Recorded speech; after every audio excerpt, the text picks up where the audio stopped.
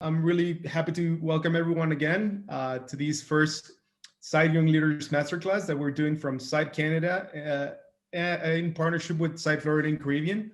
My colleague, Dan Palulek, a good friend of mine, who with Carnival, he's the director or champion of young leaders in Florida and Caribbean.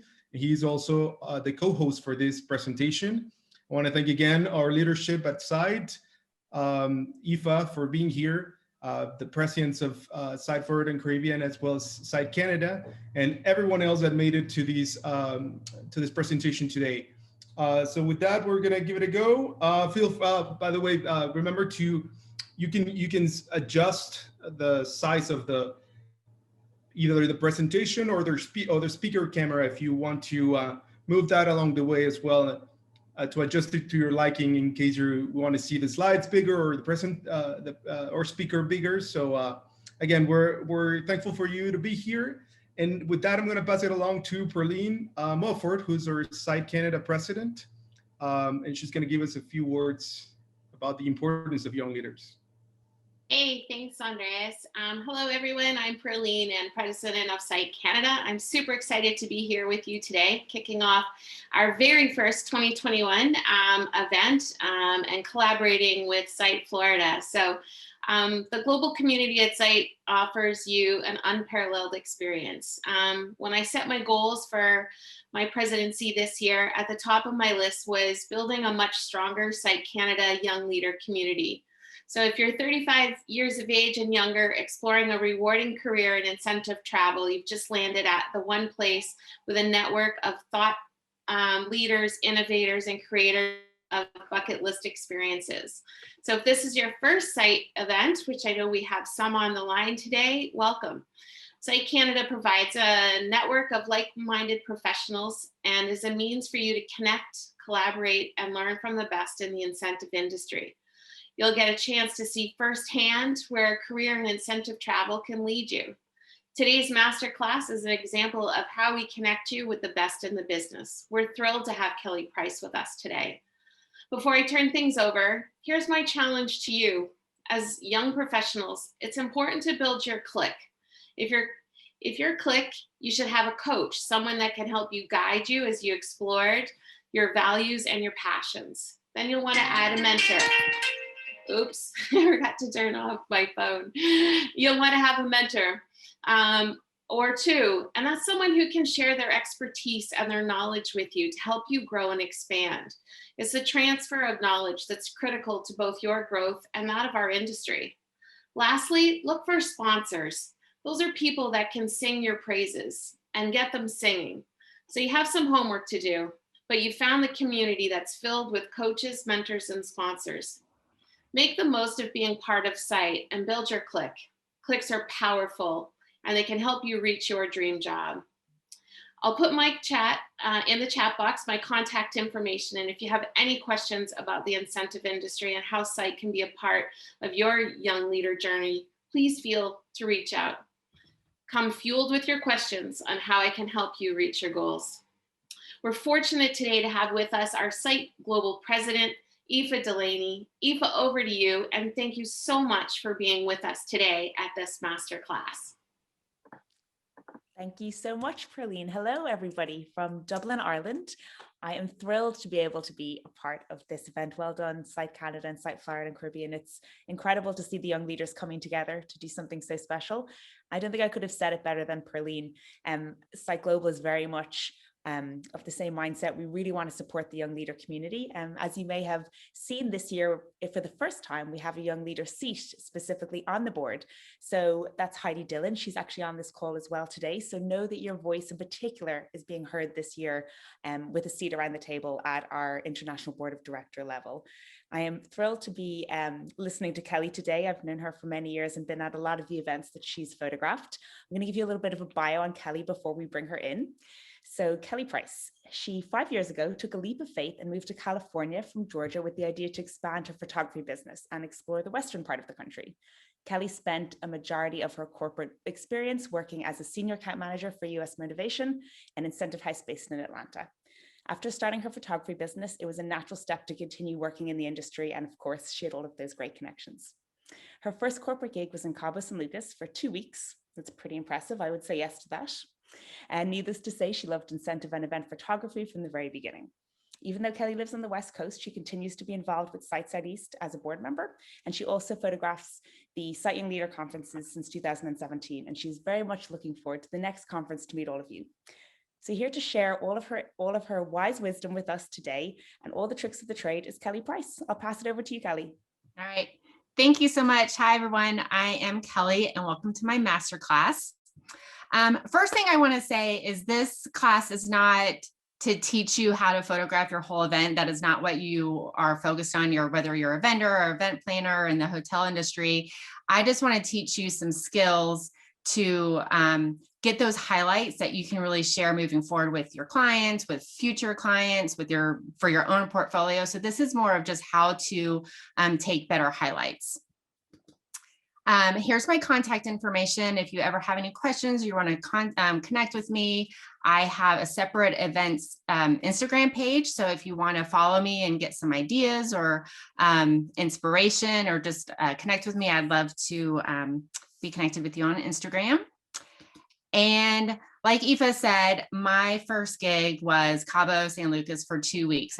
I was an account manager at US Motivation and Incentive House. And when I started my photography business, my plan was just to do families, weddings. I didn't know that event photography was really a thing until one of my old coworkers said, hey, we have a client who needs a photographer for 2 weeks. Are you interested? And I was like, yeah. So you can see that I love this photo because I am so stinking excited. I'm on this excursion, taking photos, being paid for what I love. And ever since then, I was hooked. And so when I got back, I started kind of looking into more like, how do I build up my clientele? Like, I can't really just rely on my past coworkers who are friends. Like, how do I build that? And my friend recommended that I get involved in Site Southeast. And so since 2014, I started just volunteering my time and photographing their events and really have built my clientele and has really helped build my my business being part of the Site Southeast chapter. So if you're not a member, that's my plug to be a member.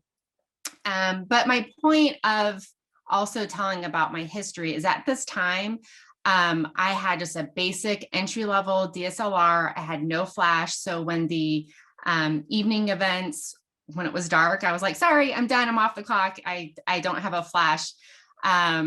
But because I knew the basics, because I knew how to take good photos and use the available light, the client was happy. I captured the event and they actually hired me for a few years after that. So don't think just because you don't have the professional equipment that you can't take a good photo. And I've seen people with really fancy cameras and they take really crappy photos. So it's just really learning the basic skills.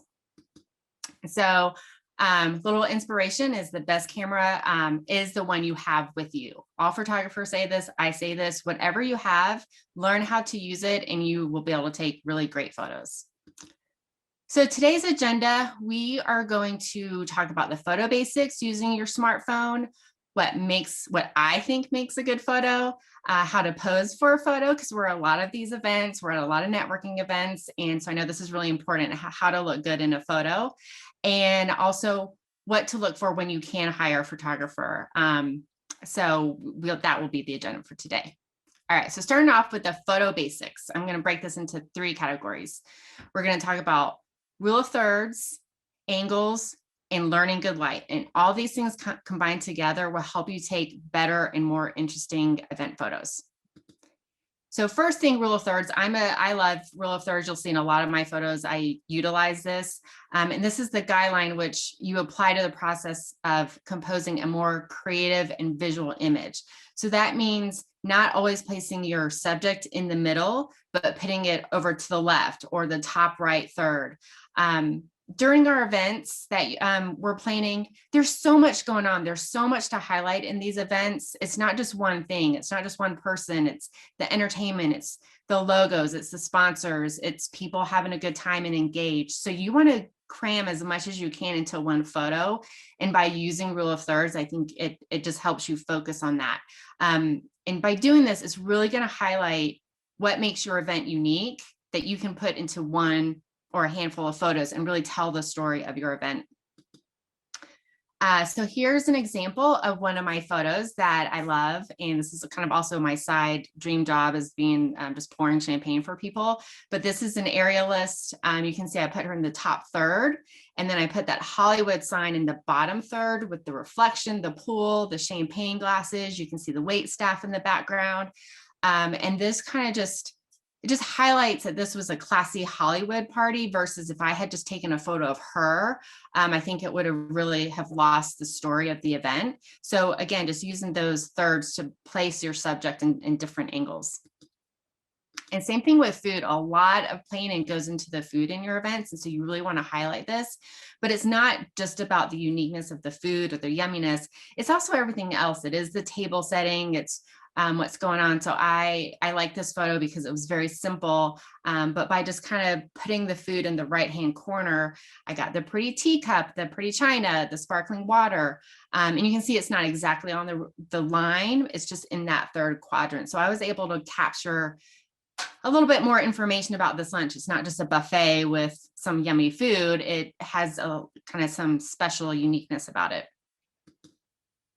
And definitely with speakers and logos, I love getting the logos in with the speakers, because this tells the story. We can post this on the website and say, here's our speaker, Dan Thurman, that was at our site event. If I had just gotten him doing this really cool event, we could have posted it, but we still would have been like, oh, this was at a site event. So by getting those logos in the, oh, here we go, in the left and the speaker to the right, we're able to tell the story of what's going on in this who the speaker is presenting for. And same thing, this is for the Site Young Leaders a couple years ago. This is the scholarship winners. And I could have just taken a group photo, but by putting them in the bottom right, I was able to get all the logos in the background, talk about the sponsors. The Site Young Leaders logo is in the bottom left. So again, just kind of moving people into different quadrants helps tell a little bit more of your story. And just another example, I love this of him on the right, the logo is perfectly in the top left, and the years in the bottom left. Again, just another example of thirds. And I wanted to use this to show horizon. Whenever you have a sunset or a landscape, you always want to put the horizon actually the top third or the bottom third, so you can either get a lot of sky or a lot of beach or land. If that horizon had been in the middle, it would have caught through the their heads, and they wouldn't, I don't think, have popped as much because they would have had this line in the background. So you always want to kind of move around to get that horizon top third or bottom third.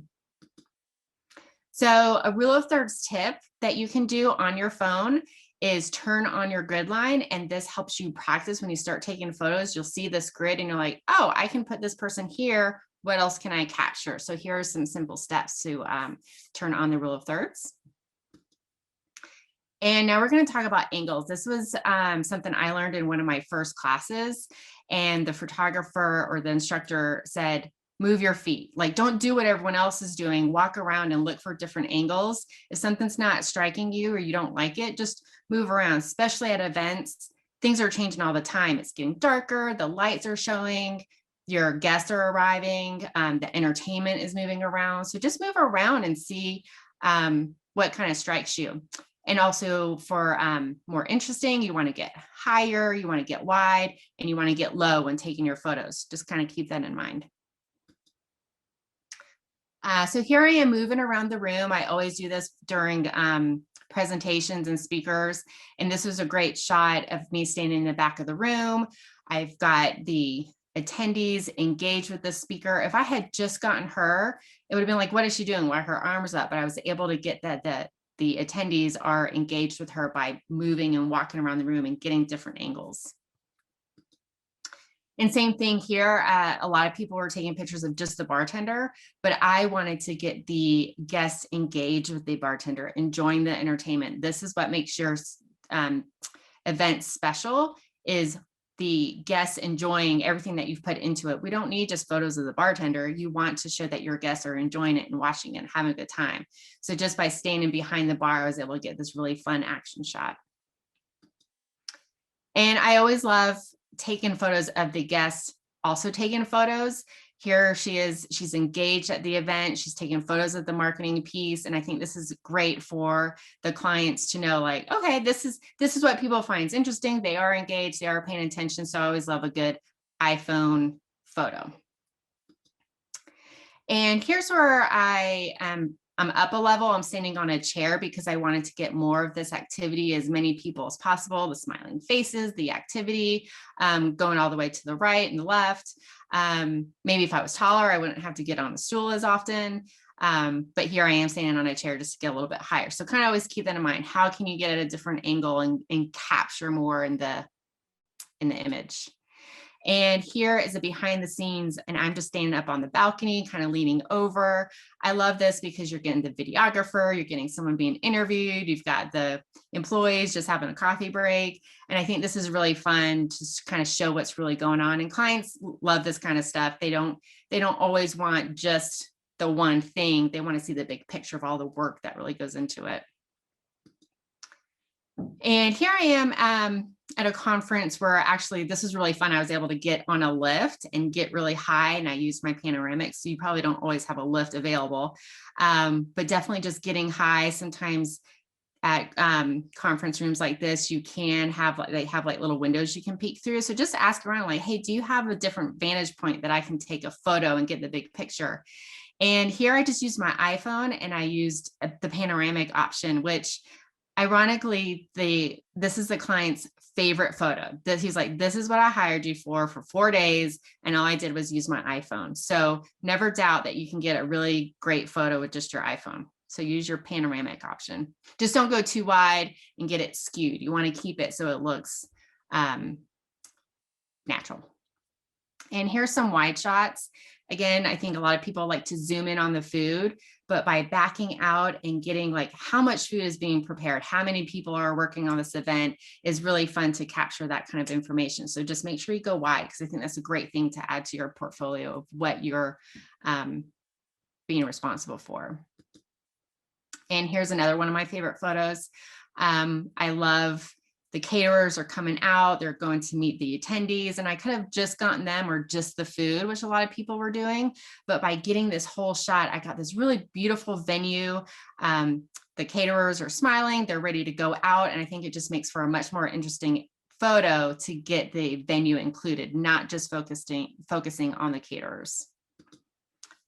And we're going to talk a little bit more about tablescapes in a little bit, but I wanted to highlight this is the tablescapes are really important. A lot of work goes into this. This is something you can take photos of and share for future clients. But this is a pretty simple tablescape. What makes it special is the room it's in. So by getting back and getting these wine barrels, it tells the story that we're at a winery, and that's why there's wine charms there. At the table setting. So keep that in mind. Also look for what's around your table setting to really tell that story of how pretty the area is. And this is Porrick at Site Young Leaders a couple of years ago. Maybe not the best of him, but I really loved him engaged with the Bangkok Manifesto. He's teaching the young leaders about it. And I wanted to kind of get this action shot of him. He was just really engaged into it. So I'm just a little bit lower to get this angle. And again, here I am even a little bit lower. I'm squatting a little bit lower. I don't always recommend to like squat when you take people's photos, but this is really fun. This is a side event. They're dancing. They're kind of leaning over me.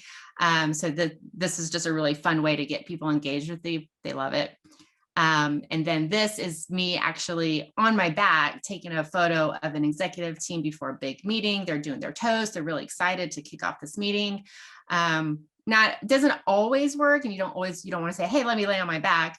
But this is always a really good, fun photo that people love. So a little tip for this, that is much easier than laying on your back, is just open your camera, find the timer, put it on the longest timer, which is usually 10 seconds, then place it on the ground with the camera up, and then have the team come around it and then toast, and it will go, and you'll get this really fun toast photo. All right, so learning good light. This is really important. When people say, what can I do to improve my photography, or what camera should I get? I'm like, don't worry about a new camera, learn good light. Because when there's bad light, there's nothing you can do. There's no editing. It's not the camera. Like, I take crappy photos if the light is bad too with my camera. So it really is about learning good light. So you want to understand exposure, which exposure is the amount and quality of light in your image. But keep in mind that your camera sees light differently than the human eye. So keep in mind, like if you're looking at a forest and the trees are really pretty and they're lit really well and you've got the sun coming through and you take a photo, your camera has exposed for that bright sun. And so then all the trees are really dark. So what you would really want to do is understand when it is the best time of the day to take photos. And that's early morning or as the sun sets, which is known as the golden hour. And that's when the sun is setting and it's lower. And so your shadows are going to be softer, the light is softer. So learning how to take good photos in good light is really important. Or of course, an overcast day is perfect for most event planners. That's a little bit of a nightmare because it means potential rain. But for photographer, when it's overcast, we're like, yes, it's going to be even light. We're going to have more time to take photos. So just start paying attention to your shadows.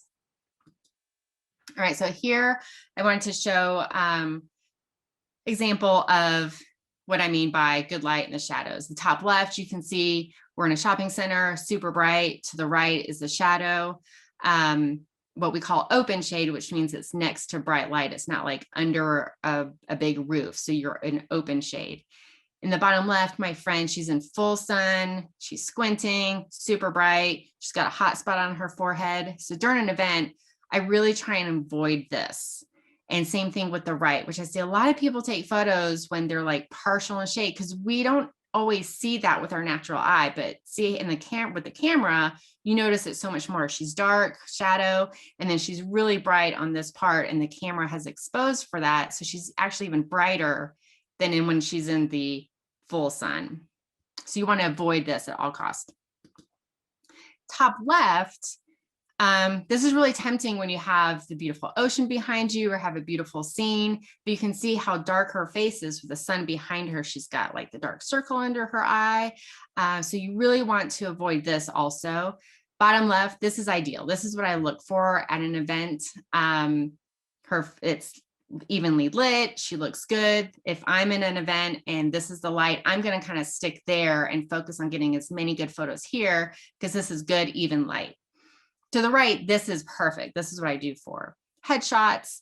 But you can see now I've turned her, she's in the same spot. I've just turned her around and she's facing the sun more. Her eyes are lit really well. It's really soft. And this photo does not have that much extra editing in it. It's just turning her towards the light. So that's these bottom two are like the perfect light. And then here's my nightmare. This is when people at a cocktail hour, some are in the bright sun, some are in dark. He's super bright, she's dark. You want to also avoid this. Like I would, if they wanted a photo, I'd say, hey, can you just scoot over into the shadows? Sometimes you just have to move people over so that somebody is in even light. So here's an example of middle of the day, bright sun, but it works because there's no shadows. They're at an angle where the sun is either to the side or to the back. They've got sunglasses on, so there's no squinting. So you can take photos midday. And when people are on excursions and stuff like that, like that's what we have to do. We can't always look for that perfect light, but you do want to try and look for that even light on their faces. So here is an example of one event. We're on a boat cruise in Cabo. And these photos are taken just within kind of an hour of each other. The top right, and with that being said, like perfect light is great, but at the end of the day, this is an event. I am there to capture people having fun, the event, they're on the boat. So you just kind of have to make the best of it. And so in the top right, top left, even though they have shadow on the bottom, they don't have any shadow on their faces. They're all wearing glasses, but you can see their face is pretty bright. The sky in the background is pretty light, but this is doable. They all look like they're having a great time. So this is fine. Bottom left was literally me just turning around and these two women are in the shade, and that's a much better, softer photo. But you can see the difference the same time of the day, just with open shade. Then the top right is really just like 30 minutes later, the sun is going down a little bit. You can see on their face, it's just a little bit softer. The sky is more blue. It's just a prettier photo. So just by waiting a little bit sometimes to take your photos can really help make it easier. The bottom right, This is the arch. You know, I can't wait for the sun to be set any further. Like, this is my opportunity. You can see on her chest, she has some hot spots, but I just had her turn her face so she didn't have any hot spots on her face. So again, just kind of keep that in mind. You want to look for those hot spots and the shadows when you're taking photos. And this was a really fun gifting experience in Miami. It was super bright outside, but we're actually in between two buildings. So we're in the shadow of the building. So I was able to take photos for a couple hours midday because it was just nice, even lighting. So you want to kind of look for these open shade areas. And I wanted to show this example of trying to show the venue with also the view, which can be really hard. This photo actually has a lot of editing to it because it was so bright outside and so dark inside. So when possible, you want to wait till that sun goes down just a little bit more so the light on the inside and outside is a little bit closer so your camera can expose for both. And this is an example of the golden hour. This is really pretty. You can see it's kind of yellowish. The sun is setting to the left. You can see the shadows are a little bit longer. It's just softer light. This is about 45 minutes to an hour before sunset. So this is the ideal time for photos of your event, which is usually, it might be a little harder to take pictures of the venue because if no one's there, but if you want one where your guests have arrived, this is the best time to do it. And here's an example of the sun is setting behind me, behind the building. So it's still pretty bright. You know, you can see the sky is still pretty blue, but because the sun is behind the building, I'm able to get this great shot of the venue with even light. And I put the horizon bottom left because I wanted to show the vastness of it and the palm trees. So I think this is a great shot of the overall venue without having to do just the table. I'm getting that there's this beautiful view also. And of course, sunsets are always going to be a really pretty photo time. This is a great time to get those fun details of maybe your desserts or your decoration or your entertainment. And honestly, I've seen a lot of people take better photos with their iPhones or their smartphones than I take with my camera because they have an HDR included, which takes a light and a dark photo and kind of overlays it. So some of your smartphones can actually take really great sunset photos. All right, so a little hot food tip is turn off the heat lamp, because what happens is when you have that really bright light on the food, even though you think, oh, it's lit, it's really too bright to take a good photo. And you can see in the arrow in the right where it's really bright, but the food up front is kind of exposed correctly and it's in focus, but in the back it's just super bright. So the trick is just turn off the light, take a photo, and then don't forget to turn it back on. All right. Next step of learning good light is learn to use your available light. So much planning goes into your event, not just the food or entertainment, but also the decorations and the lighting. So you really want to highlight this. This is really what's going to show off and make your venue look, or your event look special. So you're going to look for your up lighting, your cafe lights, your windows, your candles, your chandeliers. This is not an event, but this is the best example I have of window light. You can see in the left, she's lit really pretty. This was actually kind of a jury day, so I wanted her to get close to the window, and this is why you see bride photos like this all the time, because it's just really flattering.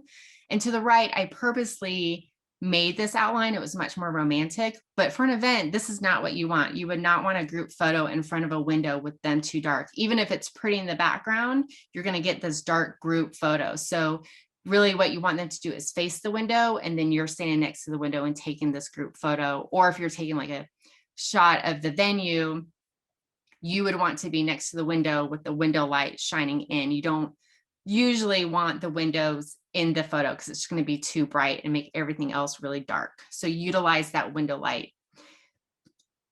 And here to the left, this is also in Cabo.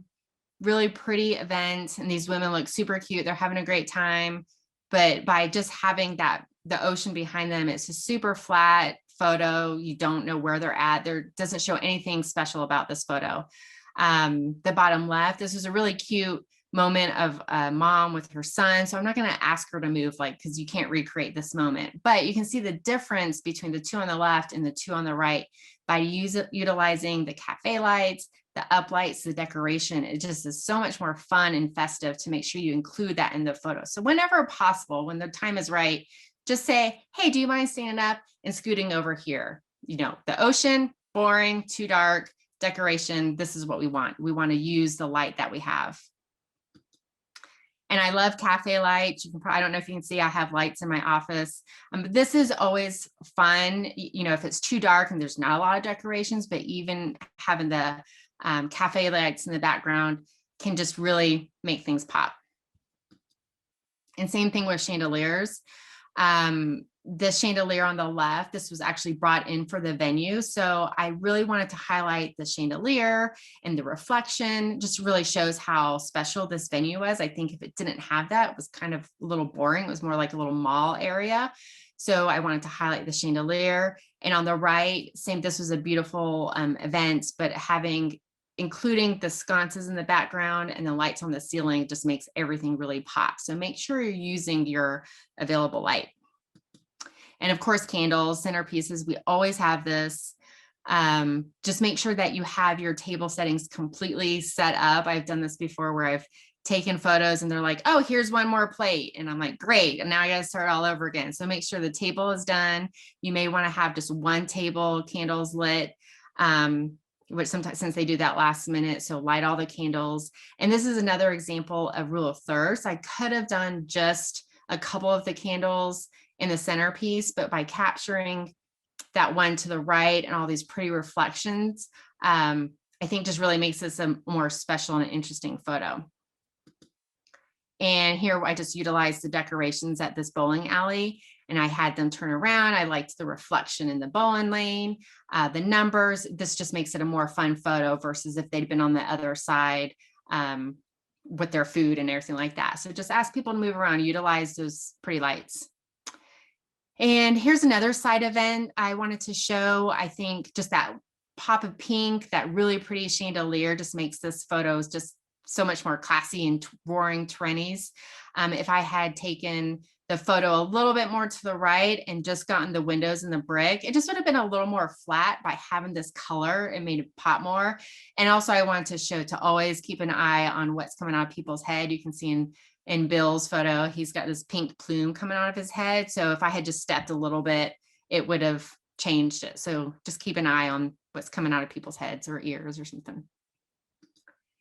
All right, so again, table settings and centerpieces are a big part of your event, and this is great to have some good photos to add to your portfolio so you can show future clients what you have or what you can do.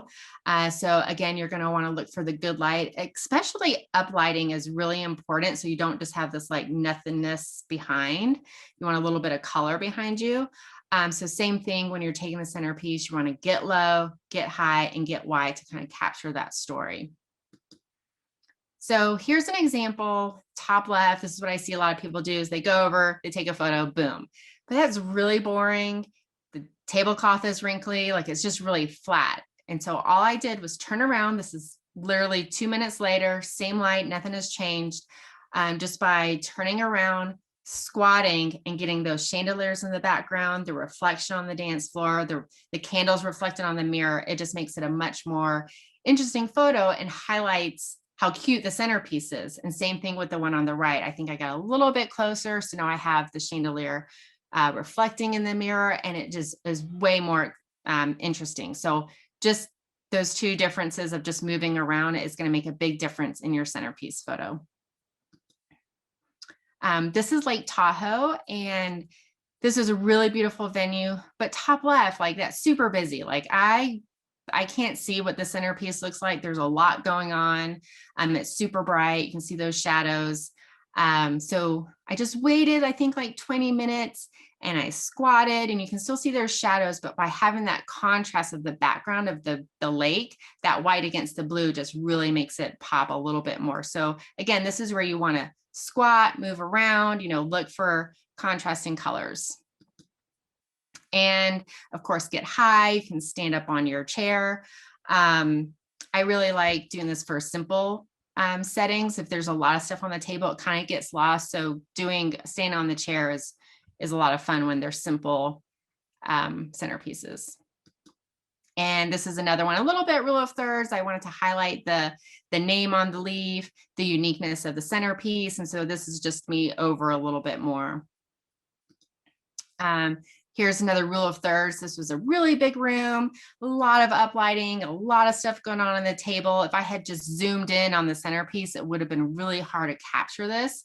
So by getting the logo in the top left, that uplighting, how many tables there are, I think this tells a better story than just zooming in on the one centerpiece. And then to the opposite end, this was a really simple centerpiece. It was just really pretty flowers.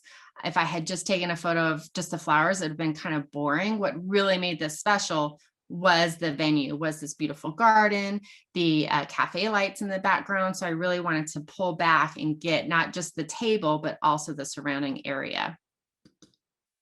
All right. So posing tips, this is really important. We're all at a lot of networking events or at the events we planned and you're taking photos with your client.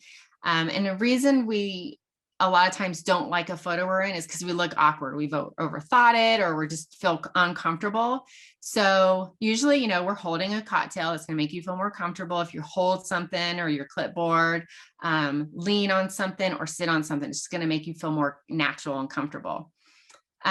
What you also want to do is learn the best angle of your face. So a lot of times, a lot of people look up and you can see how you kind of lose this jawline. It makes you look a little bigger, a little wider. So if you start just like learning what your best angle is, whether it's your hair, your nose, you may have a crooked smile, just look at your favorite photo and say, why do I like this photo? And then just kind of practice with your selfies. Never let anyone squat and take your photo because that's going to go up your nose and it's just not a good angle. And then you're going to want to learn to angle your body. So many times when we take group photos, and I still do this all the time, even though I tell people not to do this, you're taking a photo with your friends, put your arms up and you lean in or you lean back, and this is going to give you the double chin, makes you look wider. So really what you want to do is keep maybe one arm up and lean in, and you're going to lean towards the camera, which makes your skinnier part up towards the camera and maybe your hips or butt, for me, bigger. So I want that away from the camera. All right. And so I always say to the ladies, boobs up, butt out. This just kind of makes you sit up straighter versus like leaning in, right? It's just a better angle. So you're going to kind of lean in. Sorry, guys. And then of course, good light. The better the light, the better you're going to look. All right. But with all that being said, don't overthink it. Like I had an opportunity to take a photo with Michael Dominguez. This is not my good side, but I can be like, hey, Michael, do you mind? I'm going to like go to the other side. Like, just don't overthink it. Just take a good photo, enjoy it, put your arms around each other. It takes time. Just kind of learn what your angles are, but don't overthink it. Here's some examples of some headshots I've done. They're leaning, they're sitting on a chair, and you can't tell in these photos, but they are actually both really leaning forward, and you can see how they have a really great jawline and it's very slimming. So just, some poses to kind of keep in mind. And here is Courtney from Wine to Water. The left photo, she looks confident. She's got a great smile. We can see the logo, but if you look to the right, she's a little bit more at an angle. Again, she's really leaning forward and you can see this great jawline and she just looks thinner. So there is a difference between your posing. I think this is a great example of it. For the guys, super easy, hands in pocket, just look relaxed. On the left, I always tell guys, hey, just pretend like you're at a cocktail chatting with people and just sit like that. So again, just don't overthink it. Do what is natural for you. All right, so for couples, when taking photos, what we all do is we put our arms up, and you can see my friend on the left, she's very thin, but by even putting her at an angle, how it just cuts her in half on the photo on the right. So what I always tell people or women is to put your belly button to your partner's hip. And that sounds weird, so you may want to practice it, but what that does is it just halves you, and you kind of like scoot your butt back and you lean forward and you hold your cocktail and you put your hand in your pocket or hand on hip, just kind of relax. So remember, belly button to hip, and that just helps kind of half you.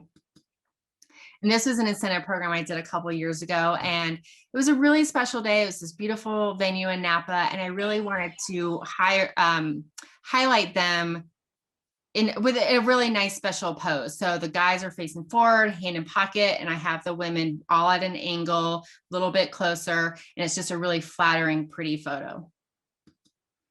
And for group photos, again, example of everyone with their arms up, everybody looks wider, just is not the most flattering. Whereas you can see in the middle, my friend, he put one hand in his pocket, the other around his partner, and it's much more slimming for him, for her. And then my friend on the left, she's at an angle, and again, a better jawline. She looks a lot slimmer. An example from a side event, if Daphne in the middle, if she had had both arms up, she would have looked super wide, but by having that one arm down and one arm around Ashton, they're holding their trophies. It's a much more flattering photo. And another group photo, the guys, they're facing forward, they look wider, but we don't really care about the guys. It's all about the girls, and all the girls are at an angle. They're holding different, angles. One's on their hip. Don't everybody put your hand on your hip. Have a discussion before the meeting of, okay, it's my turn to put my hand on your hip, and then I'll do it next time. Don't want to do that. So different angles, but just keep it at an angle. And I didn't want to point out a lot of what not to do, but I feel strongly about this because I see it so much.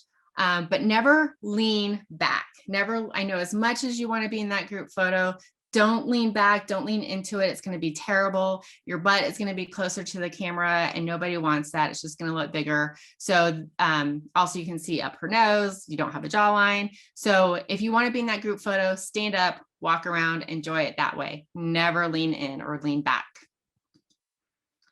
And if you're taking a large group photo of your executive team, the team that planned it, what you want to do is create levels. So look for stairs. This is great next to like the pools or the entryway. Look for if you have a stage, and maybe add some chairs. Never sorority squat. Never have people or women in the front with, bending down. These are adults. They are guests. They are professionals at your event. Try and avoid the sorority squat at all costs, but always have different levels. Make sure that they can see you. If I always tell the people, if you can't see me and my camera, I can't see you in the photo. So make sure that they can see you, stagger them. And if you can, get higher than the group. So the people in the back aren't looking down, they're kind of looking up at you, and the people in the front can look up. All right, so last, when hiring an event photographer, questions to ask. Is their name Kelly Price? I'm just kidding. Really, here's some questions you can ask. I won't get into pricing because that really varies based on their experience, where they're located. But what you can ask is what's included in the pricing. What's their minimum? What's their maximum hours? I have a minimum 4 hours and a maximum 8. So if they need me for 10 hours, we need to discuss, do you really need that coverage for 2 hours, and what's the additional cost? Make sure that, or ask what's included, whether it's editing or other services such as slideshow, headshots. A lot of times there's new VIPs, there's a new president, they need a headshot for the slideshow. And I'm happy to do that. I can do a couple, but if it's for the whole team, if it's 10 or more, then I have different pricing for headshots. So you just want to have that conversation with your photographer of really what your expectations are. Do they have an external flash? And this means the flash that you add onto the camera. That means that they can control the lighting versus just the one that pops up on their camera. So you want to make sure that they know how to control their light. Have they ever photographed a corporate event before? Weddings are different. They're probably great and they have the skill, but just the flow of things, looking for those handshakes and the awards and where people are going to be. So you may just want to sit down with them and go over the run of show so they understand where they need to be. What is their turnaround time for edited photos? I've heard anywhere from like 24 hours to a couple months, which is way too long. You should really be able to get your photos in 2 or 3 weeks. So make sure that whatever their turnaround time is works for you and your goal. It may be that you just need award photos for a newsletter. So you just need to communicate with them like, hey, can we get those award photos tomorrow? And everything else can be 3 weeks. can they provide highlights each day? A lot of clients like to use this for the event app, social media, the slideshow. People love seeing the event photos over the past few days. They love doing that the last day. So see if your photographer can do that. And do they have a reliable assistant or second shooter? This is for larger events if you have a lot of breakouts or meetings.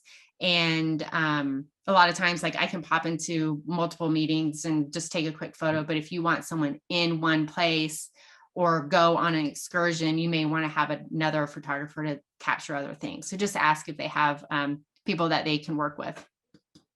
All right. And that's it. And Q&A.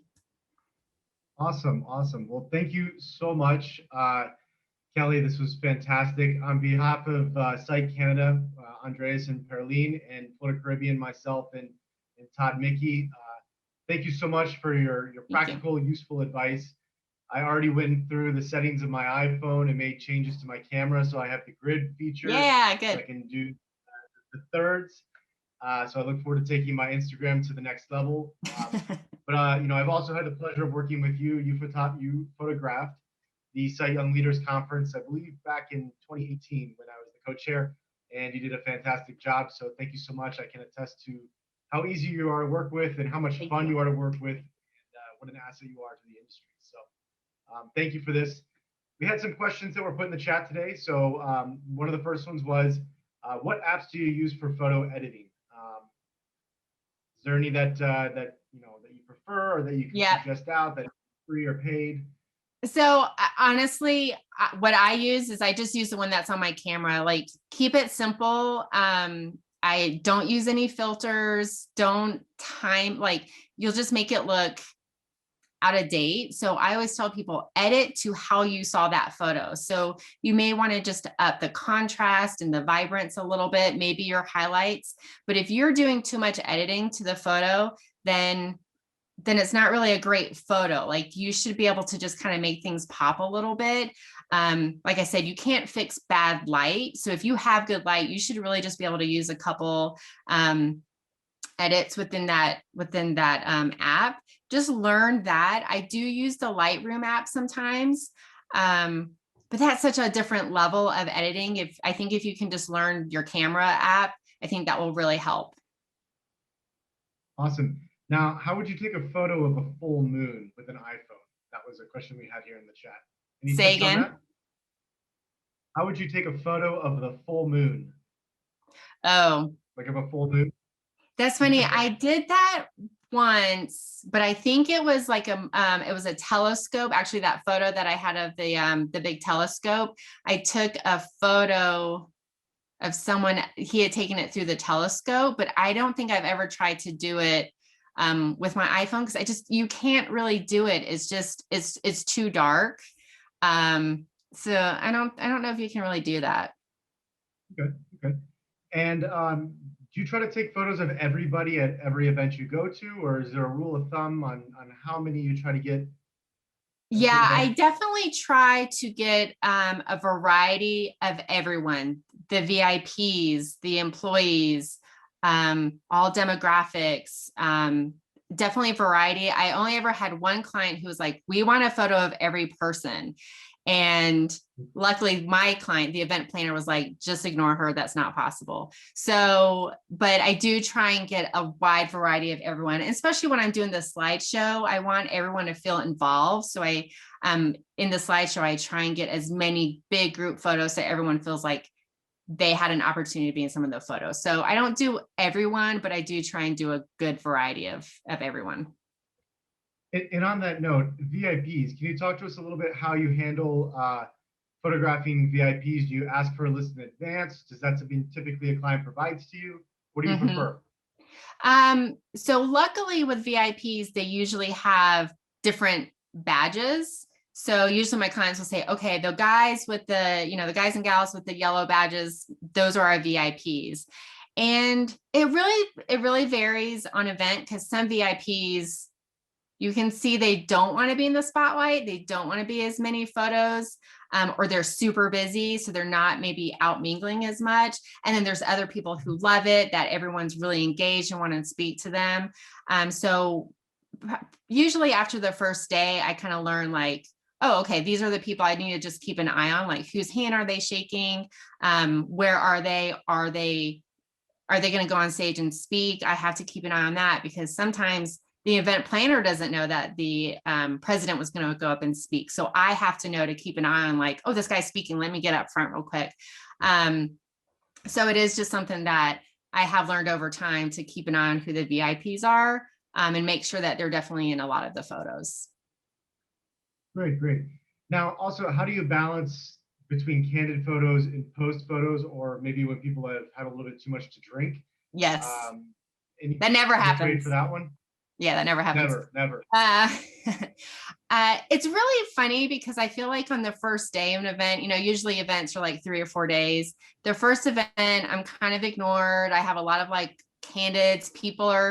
They're seeing people that they don't really know. And so I just get a lot of people chit-chatting and stuff like that. But by day 4, everybody is much more relaxed and they're taking these team photos and they're more comfortable. They know who I am. They know that I've been there for 4 days. So they're like, hey, Kelly, can we take a photo? So I think just naturally it happens that I get a lot of candidates as we go along, but it becomes a lot more natural and people want the team photos. And then usually when there is a party at the end of the night, I get that first 30 minutes. And then once people are like on round 2, I usually tell the client like, hey, I'm going to step back unless you really want me. But and they're like, yeah, we're good. We don't need any of this documented. So I just have that conversation with the client of, I'm going to go ahead and just wrap up so that we don't get photos of people super drunk. But I do love getting a good dance floor photo. That is always good. And last question, do you typically scope out the venue prior to the event, or do you like to go in as a surprise and see what you're working with once the event? Yeah, sometimes I do really wing it, but I do try and get to the event about 30 minutes before the guests arrive. And that's when I do the tablescapes and the decorations and kind of get those behind the scenes shots. So usually by then I have walked around, but there have been a few times I kind of walk in right as everything started. And I just kind of have to wing it. And that's where walking around and moving your feet really helps to get different angles and just keep moving. Like I just do laps looking for that good photo. Awesome. Well, those are all the questions I have. I'm going to pass it back over to Andreas, but thank you so much. Thank you so much. I hope I can see you in person at an event soon. And who knows, maybe you can get a picture of me dancing. That would be really rare, but maybe. But thank you so much for your time. And Andreas, you want to close us up? Yeah, well, thank you so much again, Kelly, for also your support with SIDE and young leaders. We really appreciate this. Great tips. Again, it shows you that you don't need to be a professional to take good pictures. Thanks everyone who was here before you go. I really just want to give it, pass it along to Liz Holby. She's our president-elect for SIDE Canada for 2022, and she is also my mentor at the board of SIDE Canada. So Liz, if you want to wrap this up, she's also a teacher at a university. So she has a great insight of young leaders, and hopefully she'll convince you to stay engaged and online with all what we're doing for young leaders. Thank you again, Kelly, Aoife, Perlene, Dan, and Liz, now to you. Thank you, Andreas, for passing the floor over to me to wrap it up. Kelly, it was absolutely fabulous. I took tons and tons of notes. Anyone would know that I need lots of help when it comes to taking photos. So I took lots of tips, and I think I love the rule, the thirds rule is really helpful. But also more about, I think we all focus on what is that one thing that we want to get into this photo, and that's, you've taught me a lot by stepping back and think about the entire theme and the entire picture, and because it tells a story, but also be careful about the photo not being too busy. So lots and lots of great takeaways. Thank you again. And just to reiterate what Perlene said, that for all the young leaders that have attended today, remember how important mentorship is. And both Perlene and I and many of us in the SIDE community, There is nothing we want more than for young people to succeed, and we need young people to get into incentive travel. So please, please reach out to us, network, get involved, get into these organizations like SITE. And, you know, the networking is what's going to fuel your journey. And as Kelly, you know, articulated so beautifully, that's how she got her job. You know, that's how she got in, because she volunteered and she attended events and she signed on with a SITE chapter. So, you know, I don't want to sound like a broken record, but get out there and get involved and network. So thank you again, everybody.